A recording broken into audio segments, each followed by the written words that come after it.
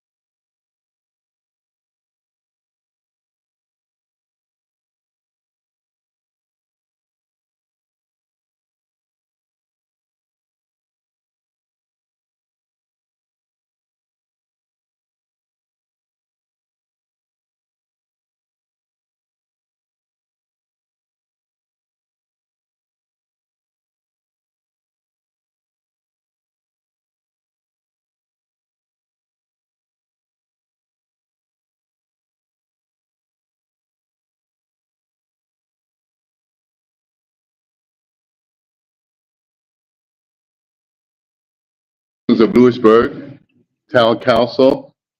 And welcome to our November 12th Town Council meeting. And I want to thank all of you for coming out tonight. We'll begin by having our roll call. Mayor Neal, Here. Councilman Dr. Stover, Here. Councilwoman Woods. Here. Councilwoman Stein. Here. Councilwoman Wright. Here. Councilwoman Baker. Here. Councilman Clancy. Here.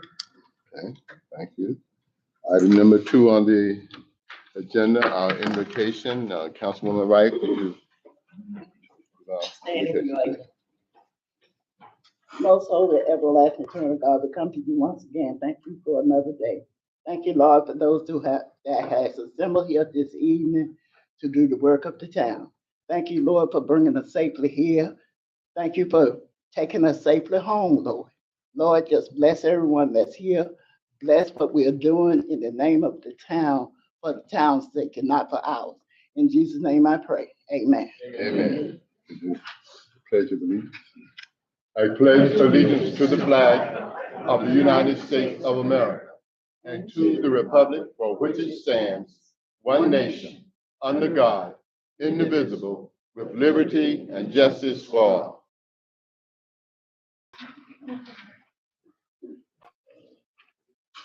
Item number 4, adopting of the agenda. Can I get a motion for adopting the agenda for this evening? Mayor, can I amend the agenda to include a conversation regarding, since we're going to do the, Johnson Street closure and the things regarding Judicial Center, can we amend the agenda to add the conversation regarding what the plan is between the town and the county that we were going to discuss for last month's meeting? Are you talking about the negotiations? Mm-hmm. Well, the negotiations are still ongoing, and it's there is still talks between the county and the town. The details, I don't think it's appropriate to divulge publicly at this time because of these negotiations. As we move along, they will be made public. And I can tell you where it is right now. We had was talking with the county, and they have not gotten back with us with our proposal.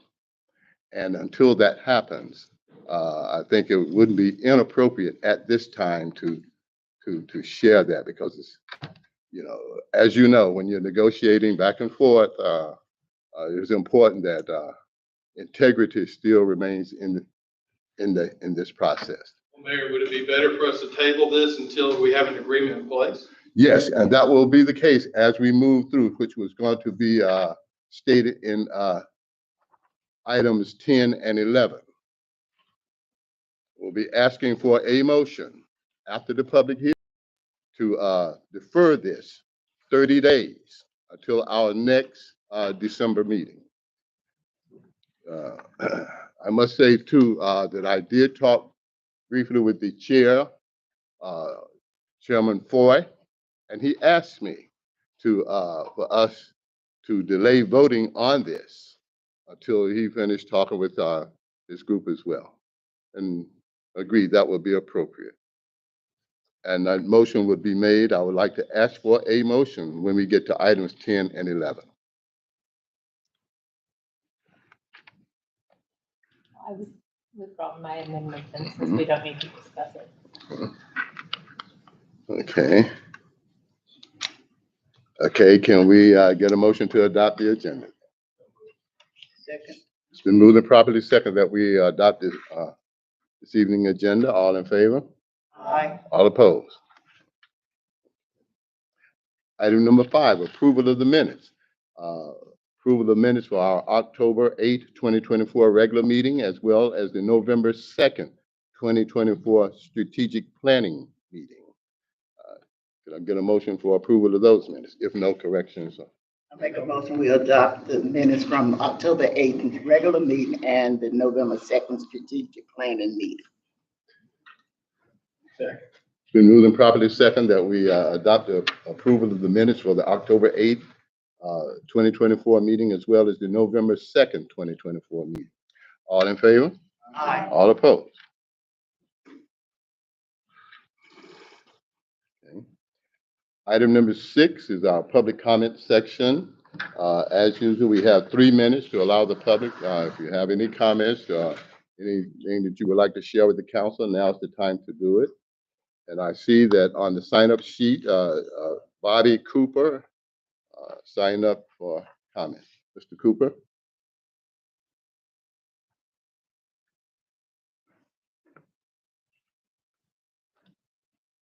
Bobby Cooper, 701 North Main Street. Couple of things. I see that you've tabled some of the issues for this evening. I am concerned, though, about the negotiation and the negotiating skill. Right now, the town is bound by numerous obligations as a result of negotiations in the past that is heavily indebted this town. And the Louisburg 1 campaigned on transparency, and in this last year, there's not been an abundance of transparency. A lot of these negotiations, and I heard you say a proposal, you're waiting for the county to get back to you with a proposal that you're not doing in quorum. You're doing it by committee. And again, this is an obligation on us.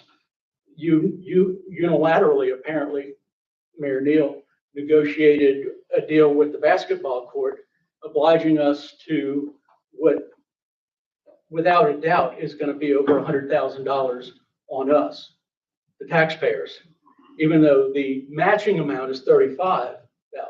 There's no way you're building that basketball court. I would imagine you've already spent your $35,000 just clearing the land.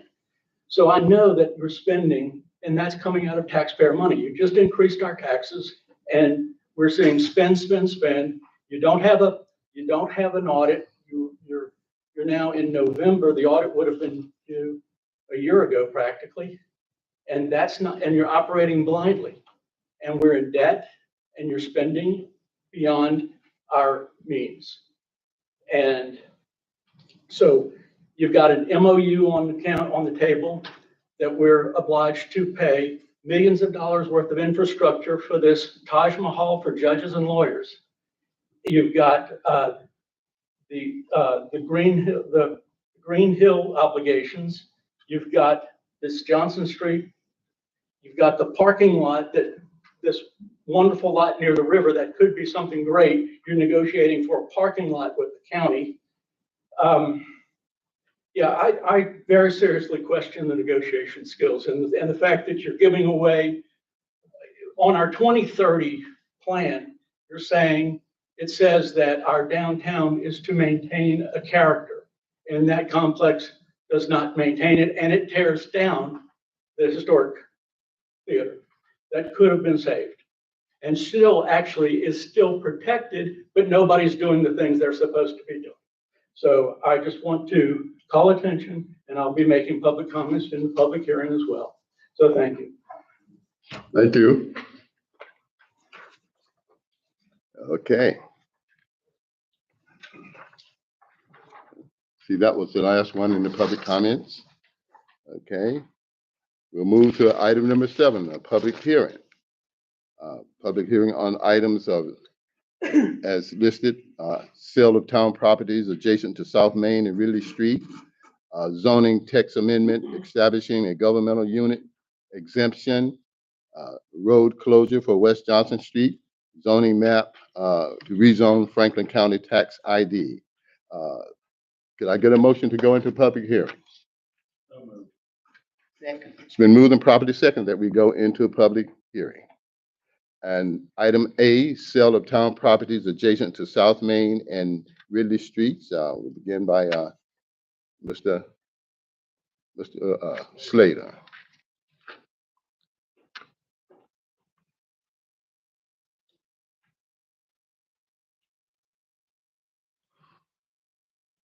Mayor, members of council, we have in the past discussed attempting to redevelop the South Main Street neighborhood. And this is an opportunity that we've been working on for quite some time.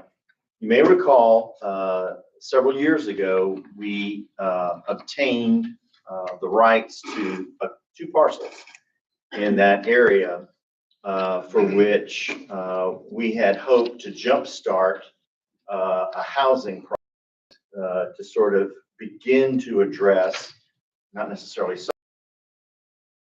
maybe some affordable housing needs.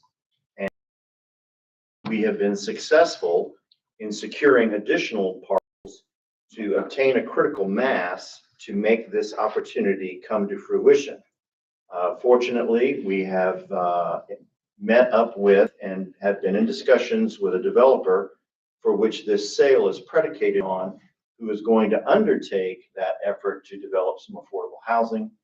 We've had two separate neighborhood meetings to discuss this and has received favorable reception from the neighborhood in that area. And we will be working with the developer to achieve something that is going to hopefully be a positive asset for the town, as well as address what is a growing housing need within the town, particularly at a price point that is opens up the eligibility for people at a more modest income level. Okay. All right, any questions from the council to for Mr. Slater? Bill, I'm sorry, question. Does this have any impact as far as with the industrial park, with it butting up to each other, as far as is there a buffer zone or anything that's required by the state? No, the properties that we are selling actually are separated from the industrial park by some distance. Even the land that we own in the industrial park is split by a creek. And the land that is the closest to South Main on the south side of the creek, or the east side of the creek, is probably going to be residential as well. So what's being proposed tonight will be well buffered from anything that occurs in the park. I was thinking when that national developer was looking at it at one time, wasn't that part of the issue or something? No, so the parcel of land that Councilmember Clancy is describing was around 20-something acres that lies within the industrial park area that we had set aside as a residential component because it was really unsuitable for industrial development. It was separated from the part that would be industrial by a creek. So there was some separation and would be adequately buffered so it wouldn't be a nuisance. The issue with the national builder who had initially expressed interest and subsequently withdrew was simply economics. They felt that the market really was more than what they wanted to undertake at the time. It was a combination, I think, primarily they had too much supply of land and interest rates, and they decided to pass on it. So that's why it hasn't moved forward with anything. Mr. Slater, what will the infrastructure cost be? Will that be the 75-25 split that we've taken on with the new rates? Right. So what our goal here is to take steps to reduce the costs of development so that the builder will be able to prepare a product that is not as expensive as market rate units are. And so the way you would attack that problem is you have the cost of the land, which basically we're selling for a little bit above what we paid for it. Then you have the price of labor for the construction. Can't really do too much with that. The profit that's involved, which is going to be reduced, the developer has expressed a willingness to work on that component. And then the other big cost is the infrastructure, which you bring up. One of the things that we can control as a town are things like permit fees, tap fees, other kinds of infrastructure fees that are associated. And so it is our objective to, at the time that we get closer to development, to ask for some level of relief from some of those costs. So, and I'll just give you a hypothetical example, not necessarily saying this will happen, just to illustrate a point. So the tap fees for water and sewer are $2,000 a piece. Maybe the town eliminates the tap fee, or in fact reduces the tap fee to something a little bit less onerous. Another strategy might be to try to come up with a alternate specifications for the infrastructure dealing with roads or something like that. Not necessarily make them substandard, but come up with alternate materials so that the traditional road costs may be not as steep. So there's a variety of strategies that can be employed to drop that cost down. But in a lot of cases, I think the developer will probably, and I would be supportive of it, since the goal is to create a product at less than market that's more affordable, is to reduce some of those fees. But that would be a policy decision council makes. Do we put ourselves in a bad position with other developers that don't get that consideration? I would submit no. And the reason why is the products that are being produced, or hopefully that will be constructed, are not anything that a market developer will produce, which is why you have a deficit in the kind of housing that we have now. Market rate units are in the neighborhood of, well over 350, 375, 4 and up. We're talking about something well below 300. Nobody builds that. And the only way anybody is going to build that is if we can draw down the costs so it's more affordable to actually construct. Now, if a market developer wants to come in and do that, great. But and in the time that I've been here, nobody wants to do that because there's no money in it. So is that's what's meant by that the town would cooperate with Yes. the enterprise? That's correct. We would try to look in a strategic way, in a thoughtful way, to reduce the costs that the town would impose on the developer to try to improve the opportunity to reduce the selling price of the units to make them more affordable.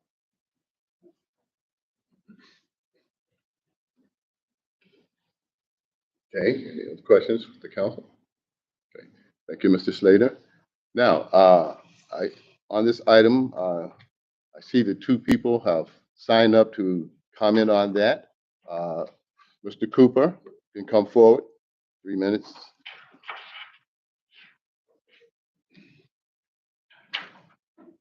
Bobby Cooper, 701 North Main. Okay, again, negotiating. We've negotiated. We're in the fastest growing county around the RDU. We have the highest demand, and we're there, but we're restrictive, and we're ready to subsidize. That's essentially what this is. This reducing the cost at tax rate. You just increased our taxes. You didn't adjust it to become revenue neutral, is the proper language, which therefore is a tax increase. Our taxes went up $1,000 from the town, and your other fees are going up. So we're subsidizing is essentially what we're doing, but the demand is there. So, on your 2030 that you adopted in 2022, it doesn't say anything about affordable housing. Affordable housing is a campaign slip. It says it will be developed multifamily. It'll be developed. Look at it, Dr. Phil. I see you're reaching for it. It does not say affordable housing. Your campaigns do. It says that it will be developed in multifamily, more concentrated, and that's where you get your savings. More concentrated. The other thing that's going to happen because of last week's election, you're going to start seeing interest rates go down, and that's going to give you some buying power. That's what you have to let the market do it. If you're going to transfer the obligation to the citizens, you're deterring growth here. And that's always been the gatekeepers of this town have always prevented growth because it always feels like you got to go through the designated gatekeepers to get things done here. And it continues to drive the debt to the town. And in regards to the abutment to the industrial development, an industrial development has more restrictions on it than an office park. That is an industrial development. And so more town property is available for sale, and you've got hundreds of acres, but you continue to misuse it, in my view. So, and it's vague. You've said that you're going to cooperate, translates donate. So I'm against it. There's Mr. Tommy Brooks. Yes, you can come forward. I see you here. You have something to say? Well, I wasn't prepared to speak, but since I'm here, I am a developer. I've been in. Mr. Brooks, let me ask you to give, for the record, your name and address, please. Tommy Brooks, 300 Football Trail in Raleigh. Okay, you can proceed. I've been building in Louisburg for about 5. My main mission initially was to get in and get out. Be blunt with you. But the more I build out here, the more I've become familiar with the community, and the need of the community has been weighing on me, which led me to switch the whole model of my company. I went from building with the aim of making top dollar, of course, you build to make money. The last 3 years, I shifted that to building to provide a good product at the least amount, and which led me down the road to possibly building a community that was affordable and giving the need to people who never dreamed of owning a home. I've talked to neighbors out here since I've been building, and a lot of people never dreamed of owning a home. So my goal is to provide them an opportunity. A lot of them are renting, a lot of them work hard and have nothing to show. So giving them something that they can call their own has made my building experience that much enjoyable. I have planned on leaving Louisburg years ago. I got property in Chapel Hill, and I got business partners in Charlotte. But something that's kept me here, and mainly it's been the community, it's been the people. It's been communicating and having a relationship with Phil Slater and the whole inspection department. You know, we have built a solid, strong relationship, which gives me the confidence that I can build a community and price it at a low point, which gives everyone an opportunity to enter into home ownership. Let's give an opportunity. That's something that I have no doubt that I can pull off, especially with the help and assistance of the town of Louisburg. I think that's no problem. I think that's something that, you know, people have asked for, and I'm more than willing to deliver it to them. Like I said, my mission initially was to make money, and I have shifted. And I think that my calling is exactly what Mr. Phillip is proposing. That's all I got to say.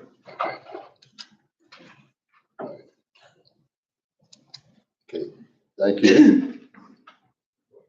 All right. Okay, item number B on there in the public hearing is a zoning text amendment establishing a governmental unit exemption for minimum acreage to the planning development. Mr. Satterwhite, come forward, please.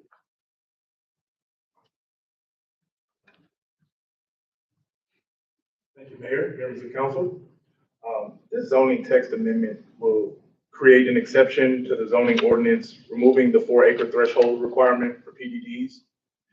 Because of the site plan changes at the Judicial Center expansion, staff recommends the PDD as the best zoning classification to overcome those challenges presented.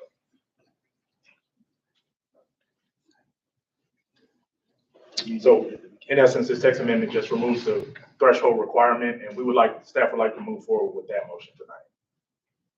So let me ask you, as far as in the private sector, how does that affect the private sector? If a developer came here and wanted to build a hotel, what kind of impact would this have? I mean, Well, this says governmental, so the private sector would be affected differently.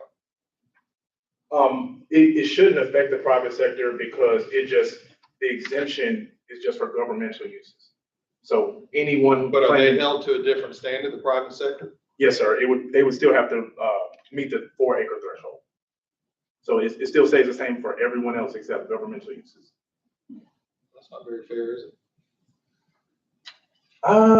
Well, we would like to comply with our 2030 plan and So do you think that would deter people like private developers?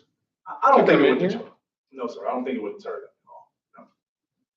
It would just make, like I said, the 4-acre threshold still a requirement for any other development who would like to use the PDD as a zoning classification. But no, it should not deter private sector investment at all or development.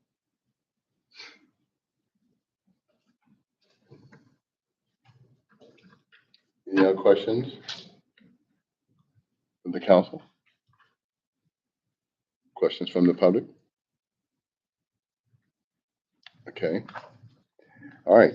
Thank you. You got two signed. Okay. There are 2 people signed up to make public comments on this particular item here. I see, again, Mr. Cooper, come forward, please.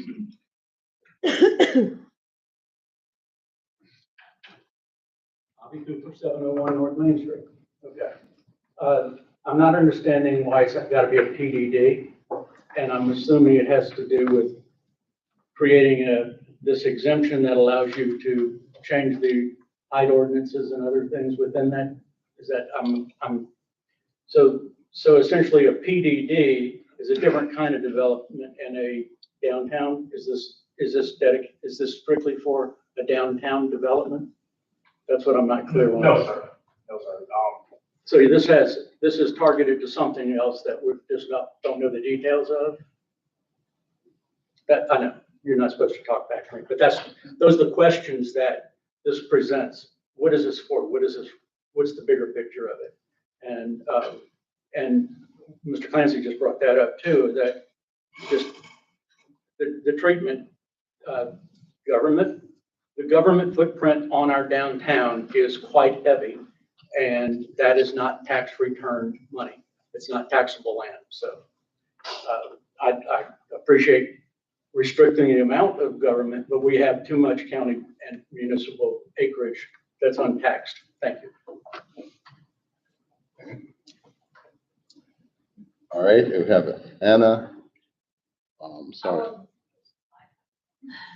Okay. Okay, from the Wooten Company. Okay.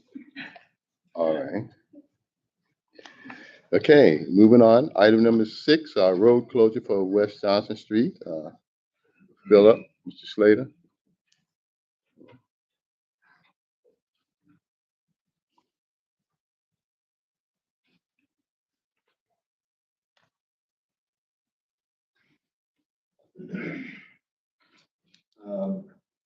Item C, the road closure for West Johnson Street. This is the last step before closing the roadway.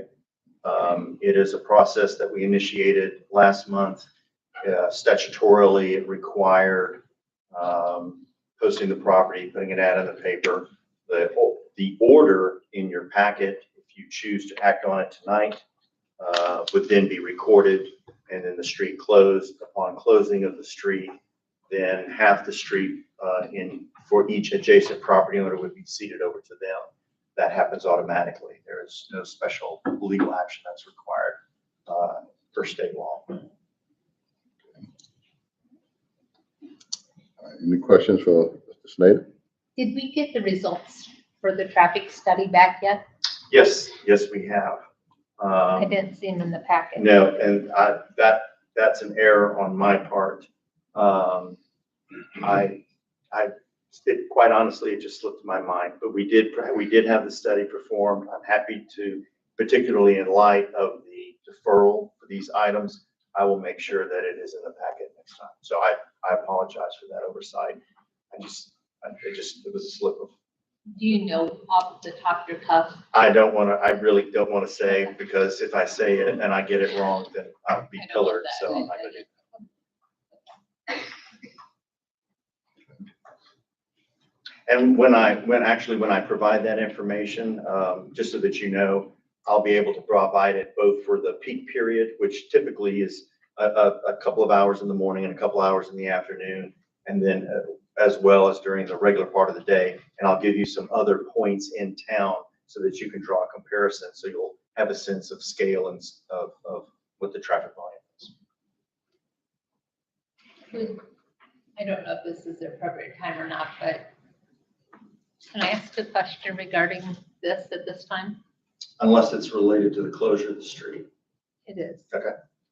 So, in the photograph, which is very pretty, but this is not a true depiction of what the schematics show with the gates and so on and so forth. That perspective is the different location than what you're talking Well, about. I know that this is Nash Street. I'm just saying that.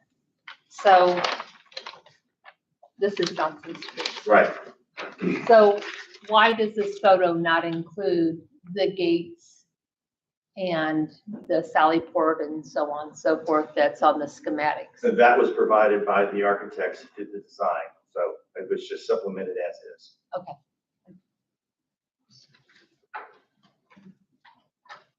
All right. Any other questions from the council? Any questions from to Mr. Slater from the public? Okay.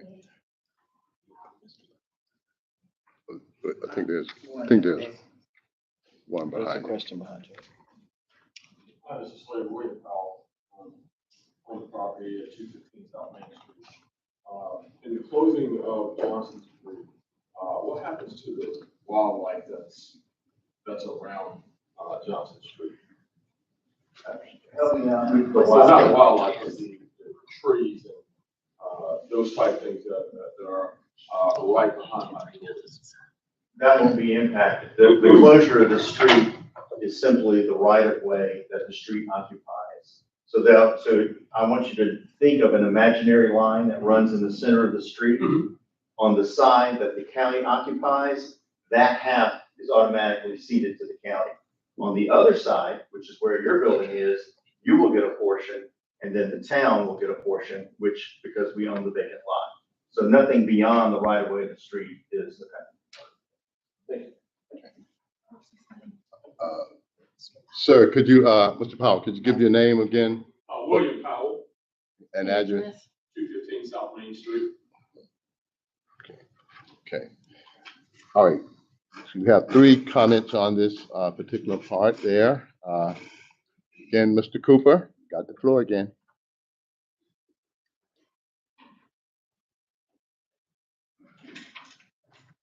Bobby Cooper, 701 North Main Street. I'm against the closure of Johnson Street. It's a seeding of the, of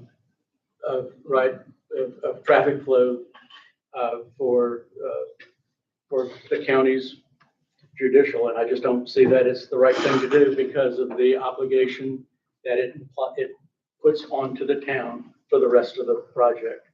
I don't think they're presented it accurately. They told us this was not going to cost us anything. From talking about moving money out of one pocket of taxes out of the county into the town's pockets, and it's still tax money. And the other is that it'll create more congestion on Nash Street. It's going to change Church Street will change. The access to the park will change, the access to anything there. I just don't see that as feasible. And one of the things that they were real clever with the language when now terminated County Manager Kim Denton said that we were going to get 50 more paved parking places, because right now a lot of people park in the dirt. So we're not going to get any more parking out of this unless the town takes our good vacant land that's developable and turn it instead to parking, which I think is outrageous. Thanks. Thank you. Ms. Wadsworth? Okay. Janet Lynn Reynolds?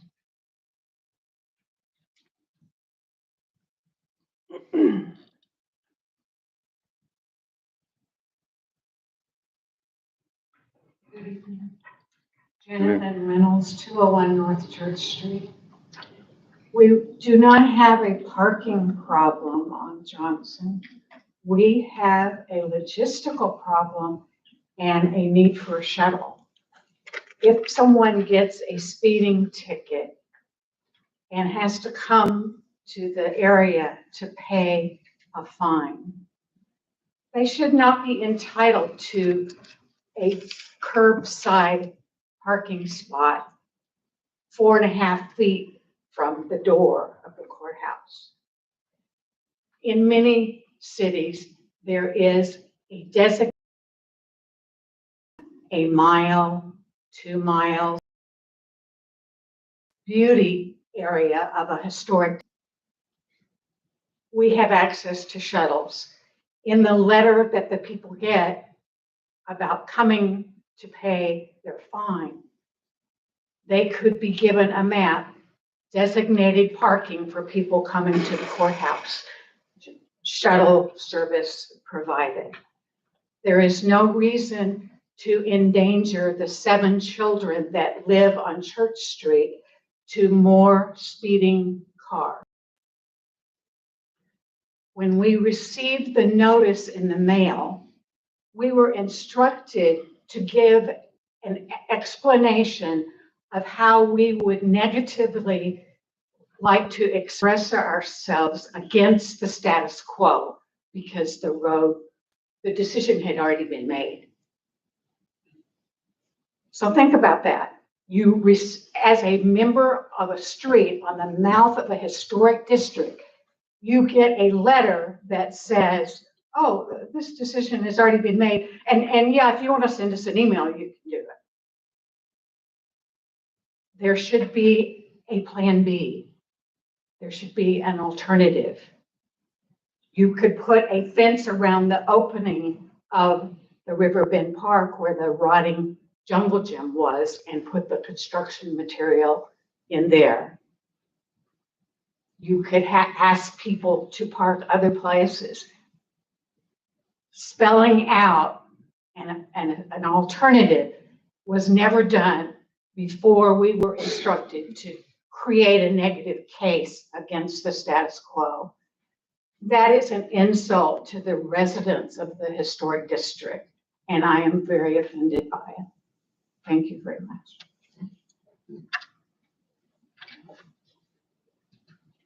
Okay. All right. The next one is item D, zoning map amendment to rezone Franklin County tax ID. Mr. Salamine. Thank you, Mayor, members of the council. The zoning map amendment tonight will rezone the parcels affected by the county judicial complex expansion. As stated earlier, the action is to rezone the parcels from PDD, Planned Development District.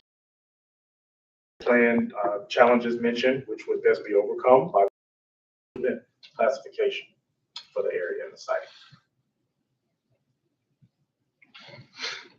Any questions from the council? Okay. All right. Sorry, I see that this was approved by the planning board. Yes, ma'am. Were the plans for this center in rezoning and such ever given to the historical? I understand that that is not technically part of the historical district, but did they ever get the opportunity to have input on the plans for this? Yes, ma'am, on the renderings. On the renderings? Yes, ma'am, the ones that you mentioned Yes. there earlier. Uh-huh. Yes, ma'am. And how was that perceived? In large, I would say they were opposed for the most part. It was just really design characteristics that they were opposed to. And then Some were opposed to the closing of West Johnson Street. By and large, though, they said if the county could come back with a better design rendering, it would be more, a little bit more, I guess, positive in their view. Yeah, right. So when the county did come back with different renderings, they said that it was an improvement. They said that it looked a lot better than it did at first. And they were still a little bit opposed to closing West Johnson Street, but the renderings and the overall characteristic of the building, they were overall happy with after the county came back with the second round of renderings. Yeah, no problem. Thank you. All right, I'd like to ask a question. Terry, are you familiar with the architectural survey that was commissioned by DOT in 2016 or 17? Architectural survey. Was our downtown, with several areas. It was related to the 4-lane, the extended 4-lane of Bickett and some traffic circles or traffic alternatives. And what they did is they did an extensive study of our downtown. And they went through the process in our downtown, several areas that include the old theater among them and other buildings in that corner. Many buildings downtown are eligible for expansion of our historic district. In order to, so they are now protected. They have the same privileges as if it were part of our historic district.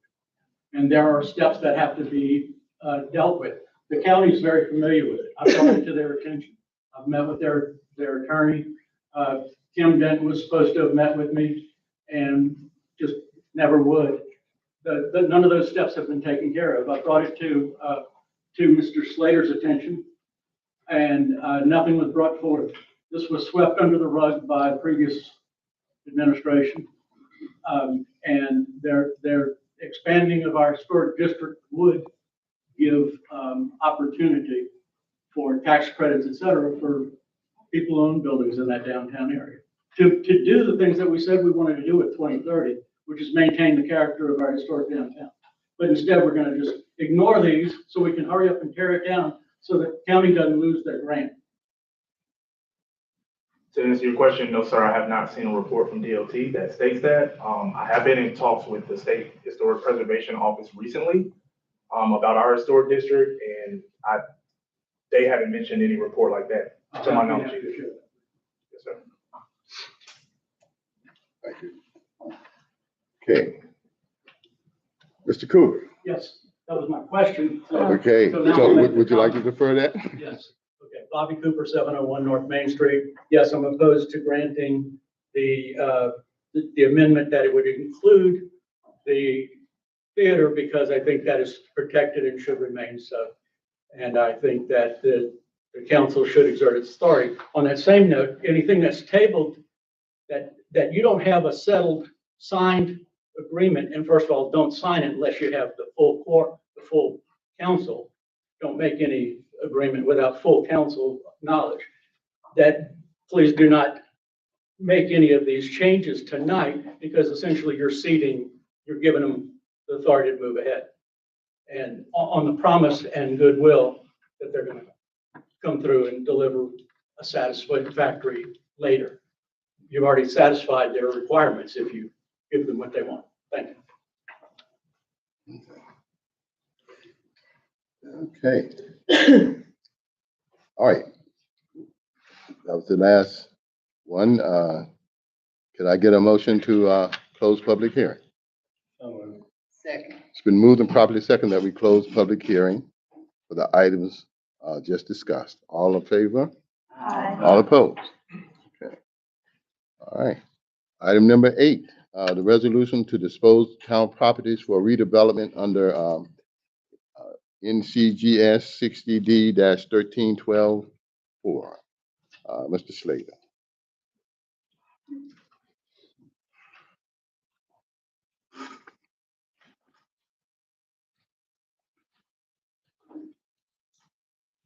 Mayor, members of council, I just want to bring to your attention on number 8, there was a typo. It's not 160D. It's in fact it should be 160D, not 60D. So just small typo there. Separately, as I pointed out earlier, the resolution simply memorializes and directs the administrator to proceed with the sale of the properties. And to be clear, we are, the value that we are selling it for is in excess of the assessed value, which is permitted under the law. Any questions to Mr. Slater from the council? I move we accept this resolution. Okay. Thank you. The motion, could you give a second? Second. It's been moved and properly second that we approve the resolution to dispose of town property for redevelopment. All in favor? Aye. All opposed? Okay. Item number 9, adoption of an amendment to zoning ordinance establishing a governmental use exemption for minimum acreage to planning development. Mr. Satterwhite.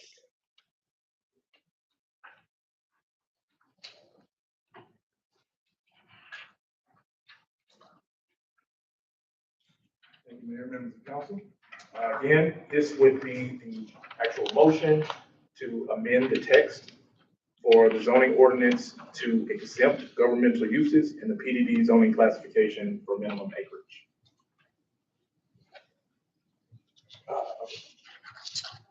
Is staff recommendation that you vote to amend the text. Mr. Mayor, I move that we table this issue as well. Can we get A second. all right, is there And a I second? think we ought to include it into the table of the other items on the agenda to be all on the same date and meeting 30 days. That's what we're gonna do. Yeah, I was gonna ask, do we have to do each one of these individually, or can we group, 9, 10, 8, 9, 10, 11, and 12? 11. Well, 8 separate, that's the, A separate, yes, we can move. 9, 10, 11, 12, so we don't have to take 4 separate actions. Okay, so you, I make a motion that we table item number 8 to our next regular monthly meeting. Item number 8's been approved. I mean, Yeah. 9? sorry. Okay. So, so in the motion there, we want to, and that's for 30 days up until the next, our next town meeting, right? Not 9, Until The next regular meeting. regular Then we- scheduled meeting. okay. All right. So the motion read that we will include item number 9, 10, and 11. A motion to defer for 30 days to our next council meeting. Let's not say 30 days, because it might not fall 30 calendar To our days. next Next To our- regular okay, our meeting. next, okay, We have to be very precise. okay. To our next council meeting. Okay. Heard the motion, could we get a, I second. okay. It's been moved and properly second that we defer these items to our next council meeting. What is 11? That's the actual rezoning. This was the text amendment, 11, I believe is the rezoning, correct? Rezoning, The, Of the lots Of the lots. downtown that would be impacted by this. the actual site, yes, sir. for the judicial district? Yes, sir. Yes. Parcels and then West Johnson. Okay, you heard the motion, and the second? Okay, all in favor? Aye. All opposed? Okay. All right. Okay, item number 12, resolution to declare surplus and dispose of portion of town property at the intersection of Gay Line Drive and Bikeway along NC 56.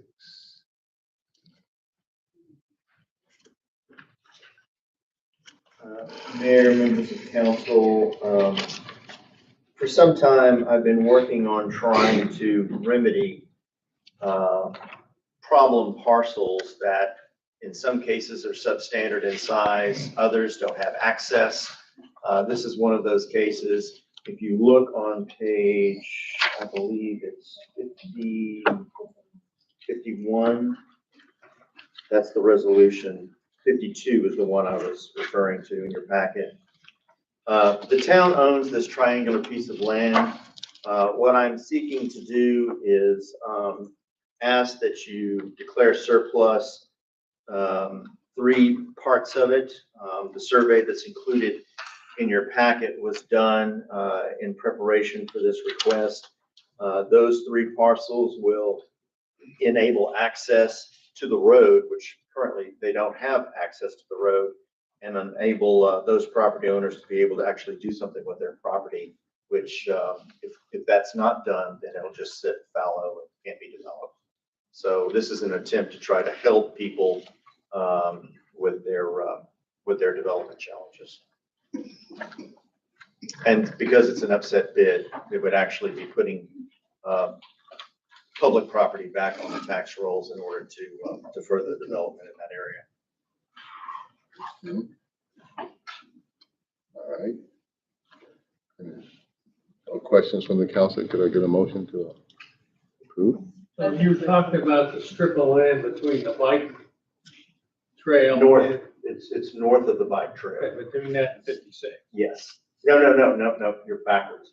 It's so you've got 56, and then there's that's privately owned land, then the bike trail, and then as you go up, then that's the triangular part. It has an old water tower on it. Where the water tower is. As you go up, it's a big water tower on Gay Line Drive. And that's just as you get to that old factory. And we're retaining a portion of land sufficient for the utility of the water tower. So that's not in any danger as far as its future use or functionality.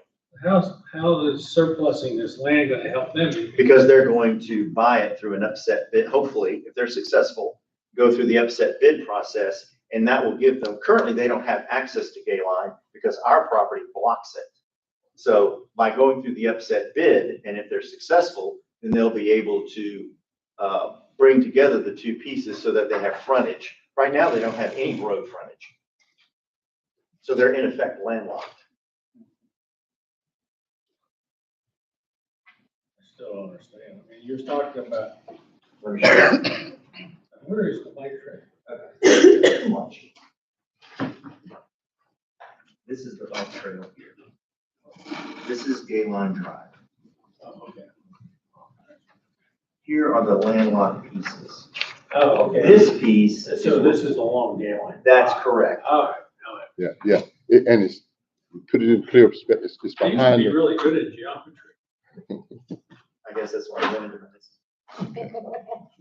Just okay. All right. Okay, do we have a motion to approve that? Yes, sir. Okay, second? You get a second? Second. Okay, it's been moved and properly second that we declare the surplus property on town property in the intersection at Gay Line Drive and Bikeway along NC 56 West. All in favor? Aye. All opposed? Thank you, Mr. Slater. Okay, item 13, resolution for appointments to town boards and commissions. Mr. Satterwhite. Thank you, Mayor, members of council. The town of Louisburg Historic Commission has 2 vacancies, and one of our applicants, Miss Haven Cooper Allen, is reappointed. So we will have just 1 vacancy on the Historic Preservation Commission if she is reappointed. Okay, she's agreed to serve. Yes, sir. Okay. All right. Okay, can I get a motion to approve that? Make a motion to accept. Second. It's been moved and properly second that we approve the resolution for appointments to the Town Board of Commissions. All in favor? Aye. All opposed? All right. Item number 14, resolution to petition the North Carolina Department of Transportation to improve pedestrian and traffic safety on Main Street. Okay, again, Mr. Slater. Oh, I'm sorry, Mr. Stowe, Councilman Stowe. I have lived on Main Street now for 40 years. During my campaign and since then, I have consistently noted the problems with traffic on Main Street getting worse. We have a large number of traffic. Traffic is not obeying the speed limit.